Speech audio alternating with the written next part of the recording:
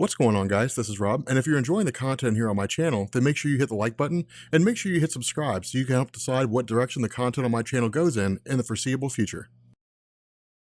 Alright, so normally we do like Valiant Comics today, but I am an hour and a half away from heading to the airport and taking off to Orlando for WrestleMania. So because of that, I have not had a chance to read Prelude to Armor Hunter, so we'll bring Valiant back in next week. So for today, we are going to do the story of how Spider-Man got the Infinity Gauntlet, and it is an amazing story. This is basically kind of like a retelling of the original Infinity Gauntlet story, and Marvel will do that in more than a few ways. They've done it several times before. I mean, they did that when like it was kind of like a children's version of the story. They do this. There's like what if stories where like, Thanos had just kept on as eternity in the Marvel universe and all the destruction and havoc that was reigned over the course of that. There have been a lot of like, alternate realities where the Infinity Gauntlet story took a different path. And the reason why is because it's just so damn popular. I mean, the Infinity Gauntlet story is one of the most popular stories that Marvel's ever done. There's a reason why the Marvel Cinematic Universe is making a movie called Infinity War that's based on the Infinity Gauntlet story because it just makes good sense. It's just really popular. Now, what the story does, like almost all what if stories, is that it focuses on a different universe, and so things really kind of transpired different ways. In this universe, Iron Man and the Incredible Hulk and Wolverine and Spider-Man they basically became the Fantastic Four. And the reason why isn't initially given to us. Instead, they're all basically fighting Kang the Conqueror, which again makes sense because of the fact that Kang was such a formidable villain for the Fantastic Four themselves. But again, this is just designed to be comedic in the sense that he's just kind of poking fun, and they're making, they're having a lighthearted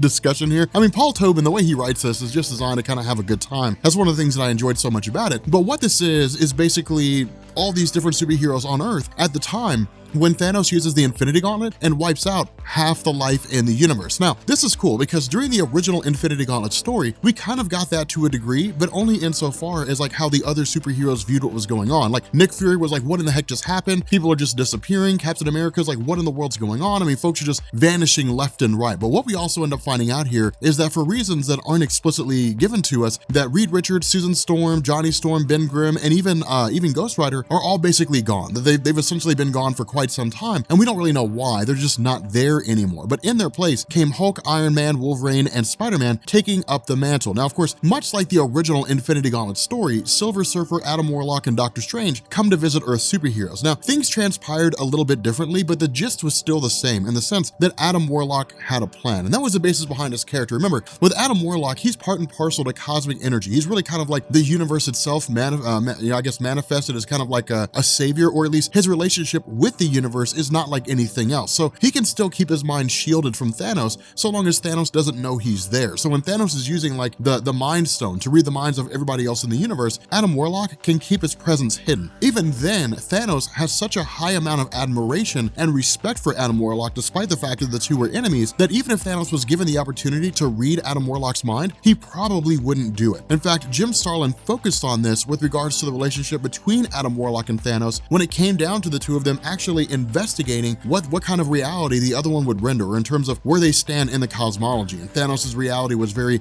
chaotic and very insane, whereas Adam Warlock's reality was very structured, very organized to the point that they were essentially detrimental. They were basically extremes. And we'll probably cover that story since YouTube has the ability to give us, or I guess they're giving us the ability to make series now. What we're going to do, because you guys probably noticed this with Injustice, what we're going to do is when, I guess maybe in the months leading up to the release of Infinity War, we're going to redo the Infinity Gauntlet story. That's going to be the first series, and then I guess season 2 will be Infinity War, followed by the rest of the Infinity stories, and we'll cover them all like we do now, where it's just one video each week as part of the ongoing series to give you guys this huge idea of what all Jim Starlin had done leading up to the modern day when Adam Warlock became the Living Tribunal. But what we need to focus on here is the story. So this is one of the cool things, is because much like the original Infinity Gauntlet story, Thanos is still being manipulated by Mephisto. Now again, remember, Mephisto is basically Satan, more or less, in the realm of Marvel Comics. Remember, Marvel does not take the DC approach. DC takes a very Judeo-Christian approach. So you have Lucifer Morningstar, you have the Presence, which is basically the God of Abraham. You have the different various, like the Seraphim, and you have all these different kind of angels and things like that. In Marvel, it's not that way. You don't really have like Satan per se. You really have like Mephisto, who represents Satan. You don't really have like, the God of Abraham. You have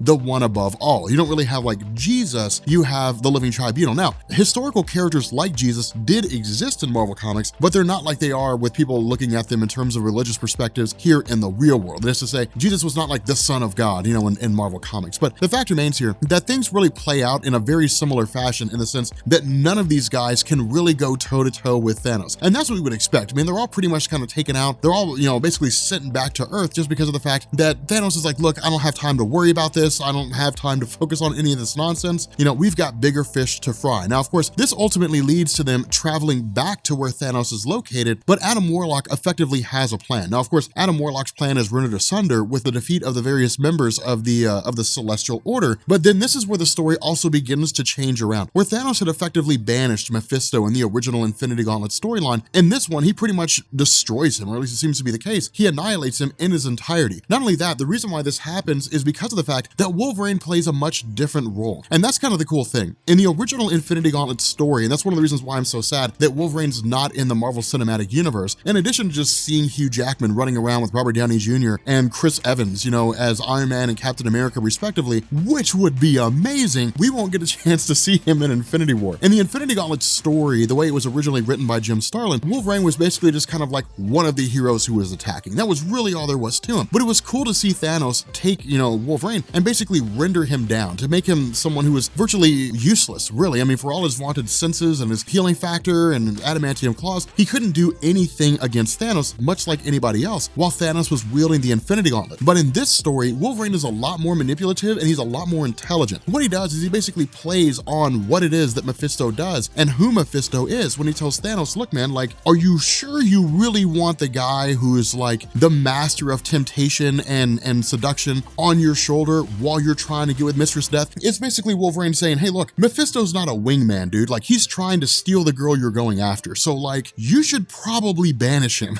because if you don't, he's going to be going home with her and you're going to be sitting there at last call trying to figure out what to do for the rest of the night. So the cool thing about this is that with the different Celestials having been defeated by Thanos with the Infinity Gauntlet, what ends up happening here is that like Hulk and Iron Man and so on drag what they can of one of the Celestials back through the portal and begin experimenting on its armor. And this is when Tony Stark basically becomes a Celestial. Like, he harnesses the power of the Celestials and starts using it for his own. Now, this is designed to basically be a distraction. That's one of the cool things here, is because Thanos is constantly keeping his guard up. Now, with the Infinity Gauntlet, this is not a difficult task. Remember, the Infinity Gauntlet grants Thanos the ability to manipulate every facet of the universe: time, space, manipulate minds, manipulate reality, all that kind of good stuff. That's the difference between the Infinity Gauntlet and the heart of the universe. The Infinity Gauntlet allows Thanos to manipulate things. It allows him to basically pick up a pencil or something like that to give it this sort of understandable metaphor. The heart of the universe makes Thanos the pencil. It makes him the power that he's basically wielding. So instead of wielding power, he is absolute power. And so from here, it transitions over to Wolverine. This is why I say Wolverine's so cool, is because he starts messing with Thanos, right? He's like, hey, look, man, I've seen how Mistress Death looks at you, dude. Like, I know you're trying to get with her. Like, I know you're trying to get with Mistress Death. You sit behind her in the 3rd grade. I know you're trying to get with her. You've known her ever since you guys were little kids. And while she is like, a little frigid, while she is like not really the most welcoming person of all time, she does make glimpses at you, and everybody knows that when you're trying to get to a girl,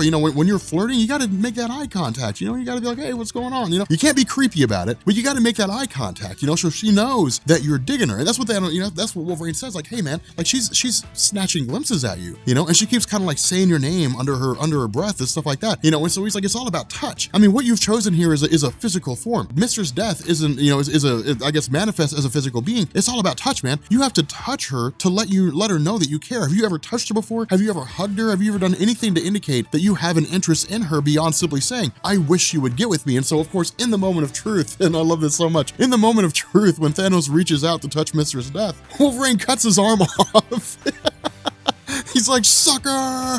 It's one of the coolest things. I love that moment in this story. It's one of my favorite things ever. But of course, this is basically this kind of what-if story, companion to the original Infinity Gauntlet story when Thanos had made himself eternity, when he had manifested basically as the representation of the universe itself, and then Nebula stole the Infinity Gauntlet from him. Now, this raises some interesting questions. To kind of sidetrack here for a second, this raises some interesting questions about the Marvel Cinematic Universe, because we know the Living Tribunal exists now. We know the multiverse exists, and so it makes sense that the Living Tribunal will probably show up in the movie. I could see the first of the Infinity War movies, or whatever you want to call it now, the next Avengers movie. I could see it basically ending with like Adam Warlock or whoever it is, the woman that appears in the next Guardians of the Galaxy movie, whoever it is that basically takes the role of Adam Warlock. I could see that person appearing and, basically having the cosmic entities beseeching the Living Tribunal to intervene, and the Living Tribunal says, no, I exist to maintain cosmic balance. If Eternity is not able to maintain his position as absolute power in the universe, and Thanos is trying to take his place, then it's the natural order of things. The weak get replaced with the strong. I can see that happening. Now, the second movie would probably just pick up with the aftermath. Like, it would just kind of be, the astral conflagration story from Infinity Gauntlet, where it's just like everybody getting decimated by Thanos, and that amazing moment when Captain America walks up to him, and the two of them are fighting and so on and so forth, and they try to kill Thanos, and he's like, supremacy cannot be denied. I mean, there's so many great moments in that story, and I'm really kind of hoping we see those in the movie, because God, let me tell you something. If you guys have never read Infinity Gauntlet, if you haven't seen my videos, go check them out. But if you guys have never read Infinity Gauntlet, God, that movie's gonna blow your mind. Like, Infinity War is gonna, man, if it's anything like the comics, it's gonna blow your mind. But because of the fact that Thanos had basically lost his arm and in turn lost the gauntlet, what ends up happening here is, of course, Spider-Man picks it up. And that's a cool thing, because there's never been an instance in the history of Marvel Comics when Spider-Man has ever wielded the Infinity Gauntlet. It's short, it's only a quick moment, but all he really does is just kind of start returning things, back to the way that they used to be. But the funny thing about this is that he also has the ability to bring back Uncle Ben if he so chose, or at the very least to remake Uncle Ben the way that he remembers him. But the problem with this is that if he were to remake Uncle Ben, it wouldn't be the same Uncle Ben. Even if he were to resurrect him, the purpose behind Spider-Man, or I guess Peter Parker becoming Spider-Man, would be lost, because the death of Uncle Ben is what made Peter Parker who he is, recognizing that it's his responsibility to act, even if he doesn't think he needs to. And so because of this, with these different characters essentially coming back, the story wraps up pretty quick, in the sense that the Infinity Gauntlet is given to the Watchers keep it under lock and key, Thanos kind of goes to being a farmer and that kind of thing. Things wrap up pretty fast. I mean, it's not a great big huge, grandiose ending, but it's still kind of cool to see Spider-Man wielding the Infinity Gauntlet. But if you guys are new here to Comics Explained, make sure you guys hit the sub button to become part of the Rob Corps. If you guys enjoyed this video, make sure you drop a like. And yeah, by the way, I wanted to answer the question that I saw in the comments regarding the Unworthy Thor story. A lot of people were asking the question, why is it that Thor's arm is black? A lot of you guys have answered that, but I don't think a lot of people saw the comments. That was basically a story where Thor had essentially just had his arm chopped off. And what he ended up doing was he actually replaced it with, I believe, a piece of the Destroyer armor, with the arm of the Destroyer armor, or maybe it's just straight Uru. I can't remember off the top of my head, but he basically built himself a new hand. And I believe that was in the very first story arc of Jane Foster Thor, before All New, All Different Marvel. I'm pretty sure that was the case. I'm not going to swear to that, but I believe it was the first story arc where she became Thor. And it basically was a lead up to like the War of Realms and the return of Malekith and the Frost Giants and so on and so forth. But if I'm wrong, somebody feel free to correct me. I'm just kind of running that off the top of my head. Just because I'm in the middle of recording this video, I'm not going to stop to look it up. And I will catch you all later. Peace.